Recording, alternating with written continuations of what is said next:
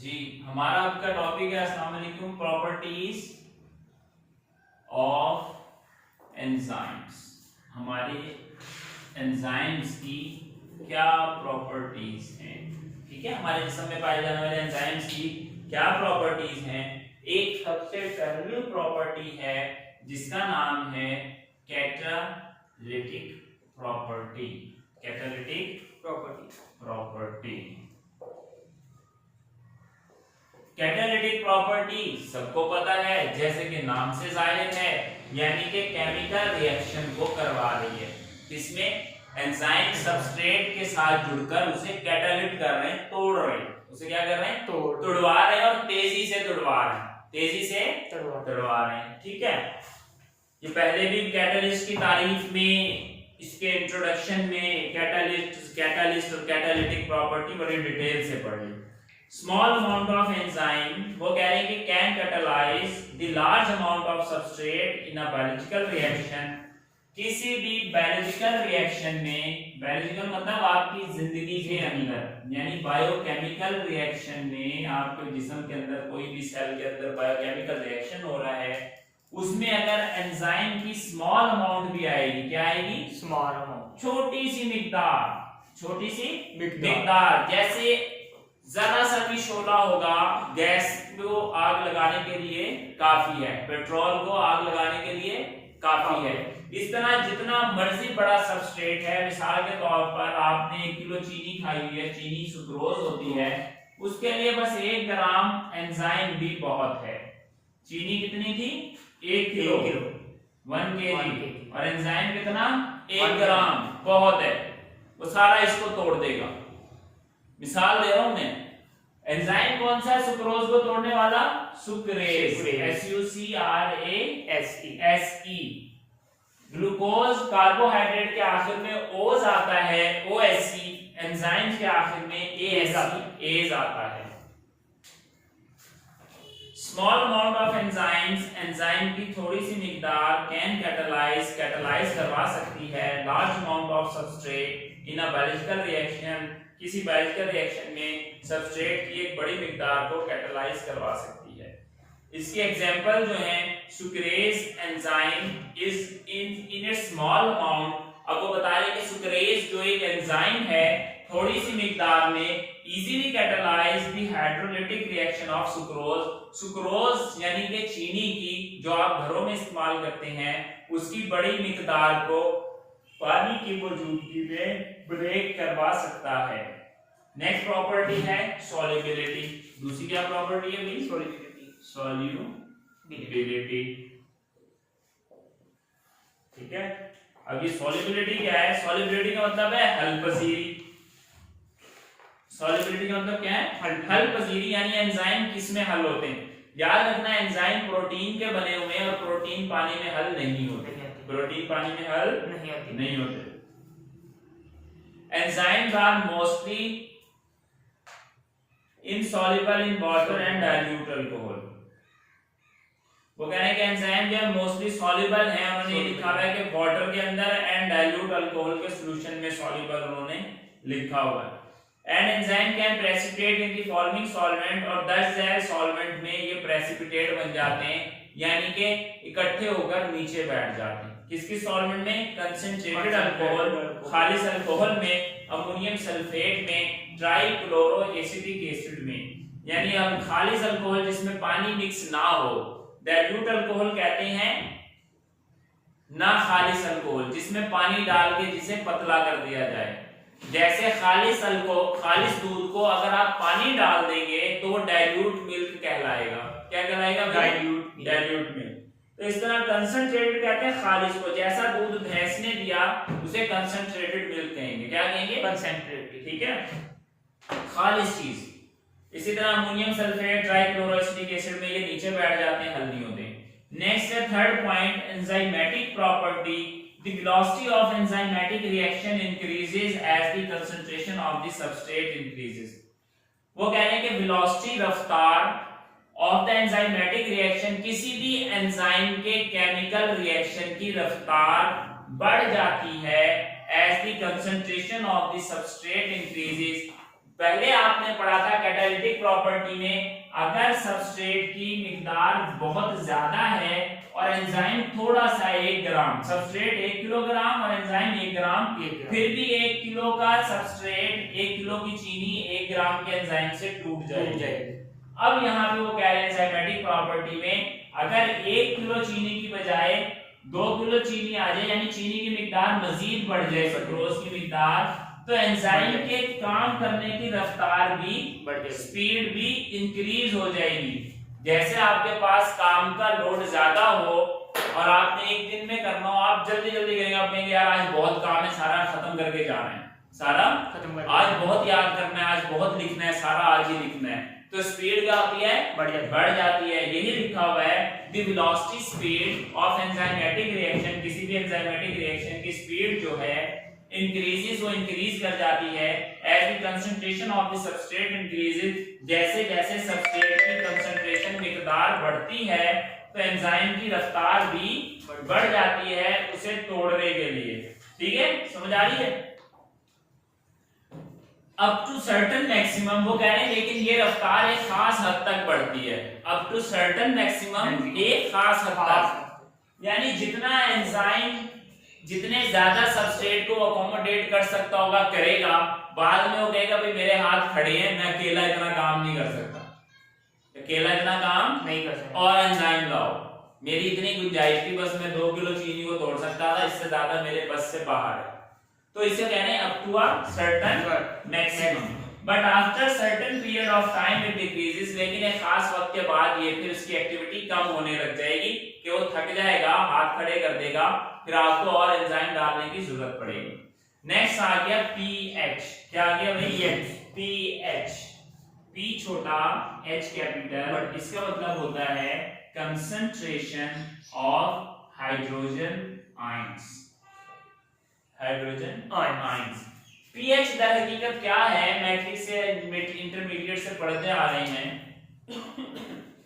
Pharmaceutics में आएगा, इसका चैप्टर नंबर 5 में बड़ा डिटेल से मैं पढ़ाऊंगा इंशाल्लाह। पीएच दर हकीकत किसी भी सॉल्यूशन में, सॉल्यूशन होता है ना लिक्विड, दुनिया का कोई भी लिक्विड है अगर उसमें हाइड्रोजन पाई जा रही है तो हाइड्रोजन के आयंस की कंसंट्रेशन का मतलब है तादाद, कंसंट्रेशन का मतलब है तादाद, हाइड्रोजन के आयंस की तादाद गिन लें, आप क्या कर लें, हाइड्रोजन आयंस की तादाद को गिन लें, मिसाल के तौर पर तादाद आई 500 आयंस, इसका नेगेटिव लॉग ले लें, क्या ले लें भाई, नेगेटिव लॉग, एंटी लॉग या नेगेटिव लॉग, साइंटिफिक कैलकुलेटर में एक एंटी लॉग का ऑप्शन होता है, आप नेगेटिव लॉग लेंगे तो पीएच की वैल्यू आ जाएगी। तो पीएच क्या है, किसी भी सॉल्यूशन में एच आयंस की तादाद, अब हाइड्रोजन ऑर्गेनिक कंपाउंड्स में तो हाइड्रोजन है ही है, कार्बन और हाइड्रोजन के बने होते हैं ना, लिहाजा प्रोटीन में भी कार्बन और हाइड्रोजन है, तो ये पीएच इसकी डिटरमिन होती है। इसी तरह पीओएच जो होती है वो ओएच आयंस की तादाद है, किसकी तादाद है, ओएच आयंस, उसको पीओएच कह देते हैं, ये पीएच है बेसिकली, और इसका एक स्केल है, स्केल का मतलब पैमाना है जो कि 1 से लेकर 14 तक जाता है, कहां तक जाता है, 14, 7 जो है ये न्यूट्रल पॉइंट है, इसमें यहां पर एच आयन और ओएच आयन की तादाद क्या हो जाती है, बराबर, जब बराबर हो जाती है तो वो एक दूसरे के असर को जाहिर कर देते हैं और यहाँ पर न्यूट्रल पॉइंट आ जाता है, क्या आ जाता है, न्यूट्रल पॉइंट, यानी ना इसका असर है ना इसका असर है, ठीक है। और जब एच आयंस की तादाद बढ़ने लगती है सॉल्यूशन में तो स्केल 7 से नीचे नीचे रहता है, 7 से नीचे नीचे, यानी वैल्यू आएगी, जब आप नेगेटिव लॉग लेंगे तो कितनी वैल्यू आएगी, 2 या 3 या 4 या 4.5 या 6 या 5 या 1 या 1.5, 7 नहीं होगी।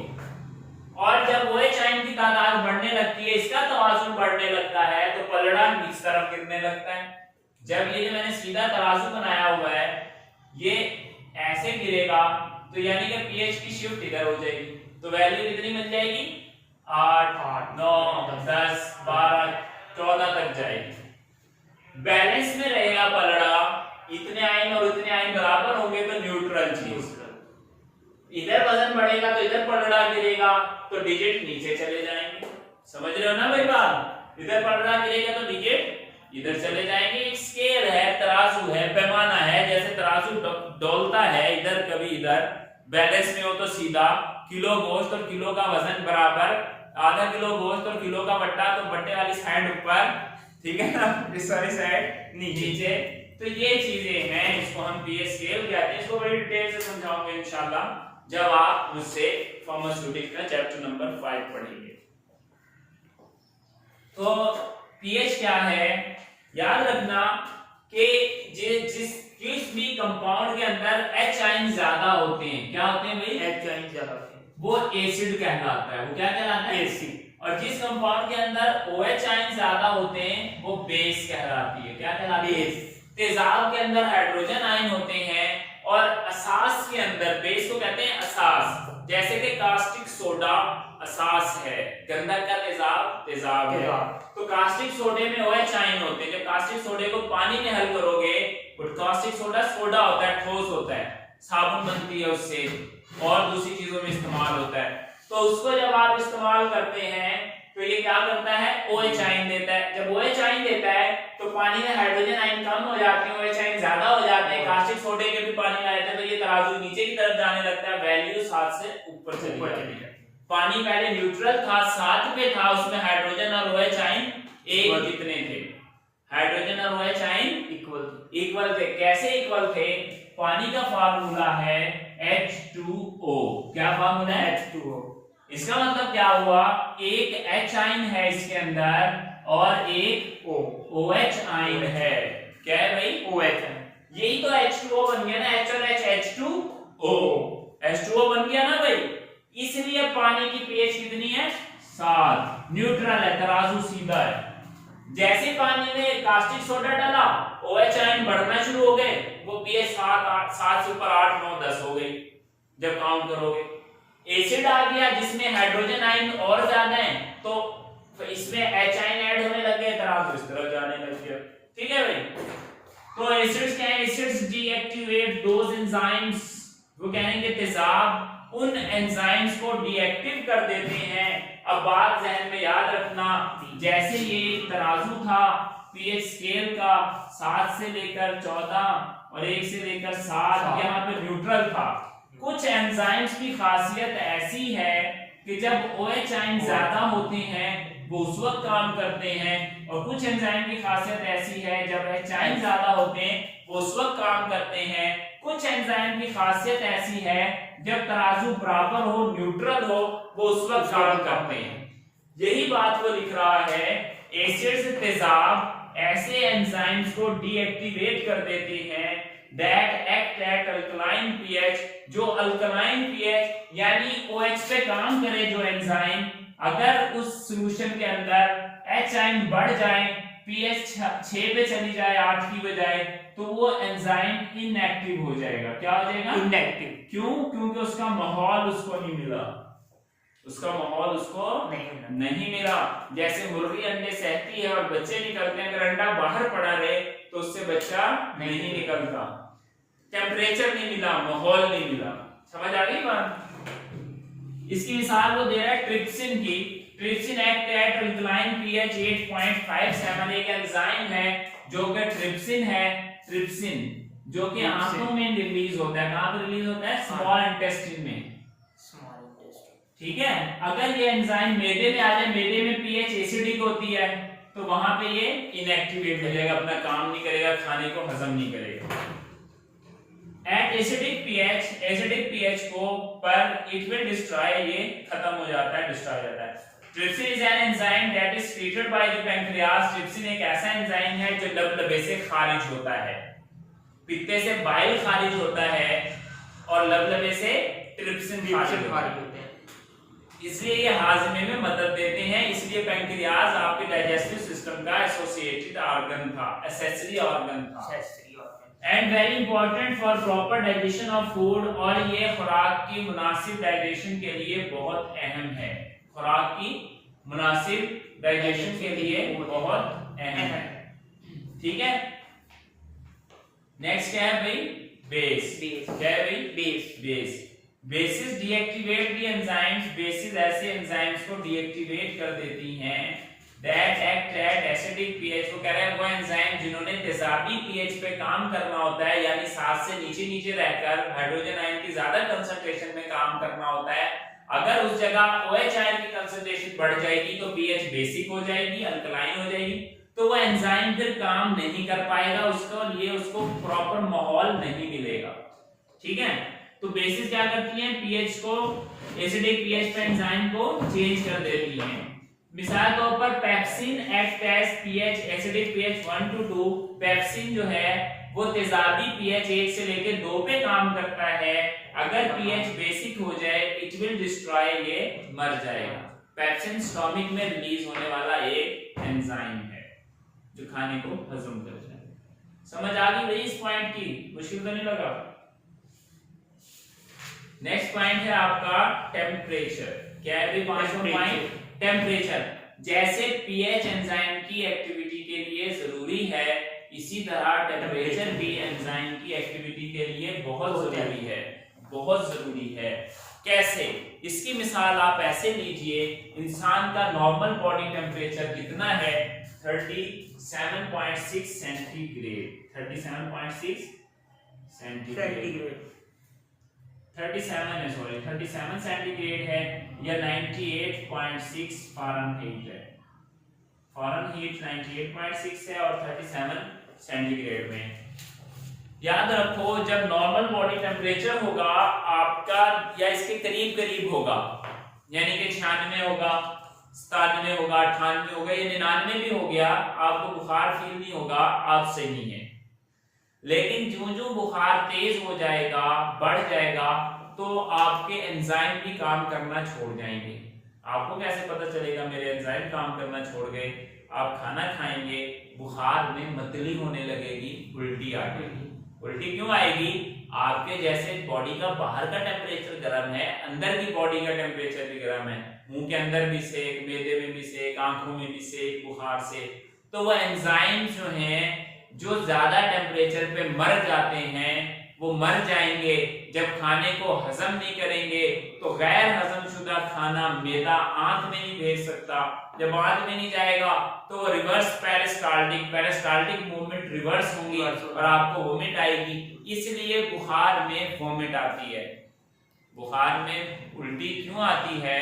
टेम्परेचर बढ़ने की वजह से, एंजाइम्स के मरने की वजह से, खाने के हजम ना होने की वजह से। समझ लगी बात? अब यही है कि जैसे टेम्परेचर जरूरी है, कम होगा फिर भी नहीं एंजाइम काम करेंगे, ज्यादा होगा फिर भी नहीं एंजाइम काम करेंगे। बहुत सिंपल सी बातें और कॉमन सेंस से ताल्लुक रखने वाली बातें। Optimum temperature for the enzymatic activity is 96 to 99 Fahrenheit. वो कह रहे हैं कि ऑप्टिमम हतमी टेम्परेचर दर्जा हरारत for the enzymatic activity, enzyme के काम करने का जो हतमी यानी कि इंतहाई मुनासिब ऑप्टिमम दर्जा हरारत है, वो कितना है? अगर इंसान के जिस्म का दर्जा हरारत 96 से 99 के दरमियान में रहेगा तो इंसान बड़ा फिट रहेगा। इसी का एवरेज अगर आप निकालें 99 और 96 को जमा करें और 2 पर डिवाइड करें तो 98 बनता है, तकरीबन 98.6 बनता है। ठीक है, ये तो हो गया फ़ारेनहाइट का। और सेंटीग्रेड में कहां तक जाएगा? Optimum temperature for enzymatic activity, दर्जा हरारत के ग्रेड वो है ना, स्केल है, centigrade scale, Fahrenheit scale, kelvin scale. तो थर्मामीटर पर 2 स्केल लिखे होते हैं, सेंटीग्रेड भी लिखा होता है और फ़ारेनहाइट भी। The optimum temperature for enzymatic activity is regarded between 35 centigrade to 40 centigrade। सेंटीग्रेडों में कितना चला जाएगा? 30 से 40। ये सवाल पेपर में आता है ऑब्जेक्टिव में। इसमें अगर सेंटीग्रेड वाला पूछा तो सेंटीग्रेड वाला बताना, फ़ारेनहाइट वाला पूछा तो फ़ारेनहाइट वाला टिक करना, ऑब्जेक्टिव में आता है। अब देखो वो स्केल लिख रहे हैं, क्या लिख रहे हैं भाई? स्केल। वो कह रहे हैं कि अगर टेम्परेचर 0 डिग्री सेंटीग्रेड हो जाएगा इंसान के जिस्म का तो सारे के सारे एंजाइम क्या होंगे? इनएक्टिव हो जाएंगे। सारे के सारे एंजाइम इनएक्टिव हो जाएंगे। इसीलिए फ्रिज में खाना नहीं बुझता। नीचे फ्रिज में बुझ जाता है, फ्रीजर में कई दिन नहीं बुझता, क्योंकि वहां टेम्परेचर 0 रहता है। जीरो रहता है, जीरो से नीचे भी चला जाता है, तो एंजाइम एक्टिव ही नहीं होते।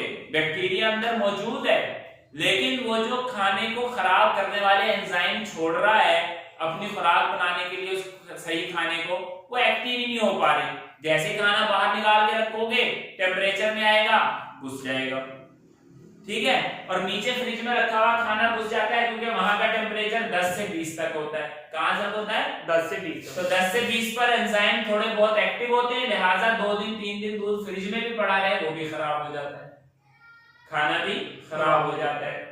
और क्या है भाई, 35 से 40 डिग्री सेंटीग्रेड पर एंजाइम मैक्सिमम एक्टिव हैं।